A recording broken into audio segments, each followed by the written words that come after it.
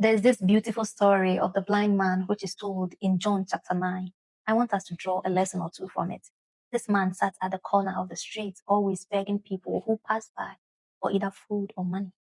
And that became his routine for the rest of the life that he lived before he came into contact with Jesus. That became his routine. Get food to eat, beg for the next food to eat, slept, woke up, came back to that same corner, sat there time and over, begging people for money or for food and even for clothing.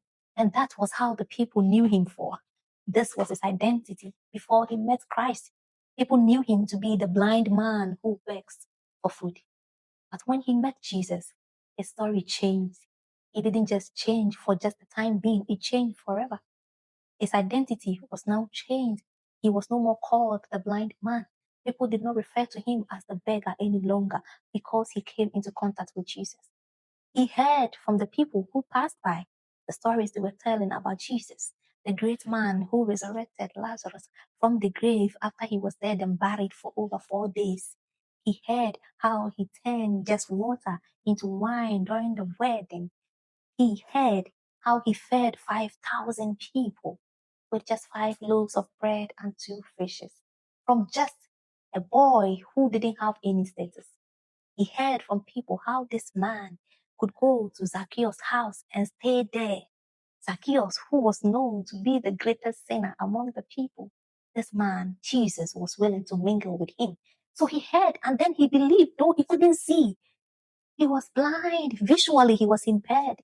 But he believed that if I ever happen to come into contact with this great man that people are talking about, my situation will never be the same. In fact, my story will change for the better. In fact, I will not have to sit at this corner and beg people that pass by for food, for clothes any longer. I will be able to see how beautiful the world that is being described to me always is with my own vision.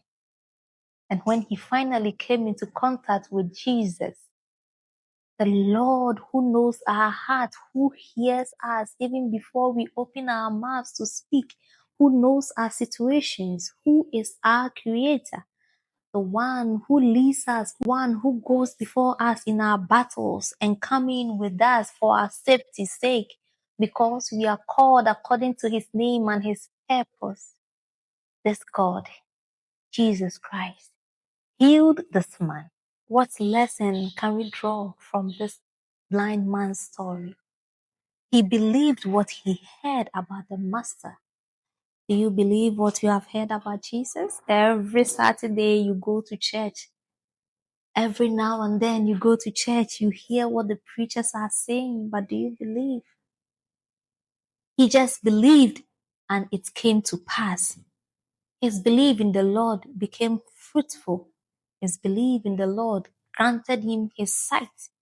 So just believe, and I know that the Lord will come through for you too.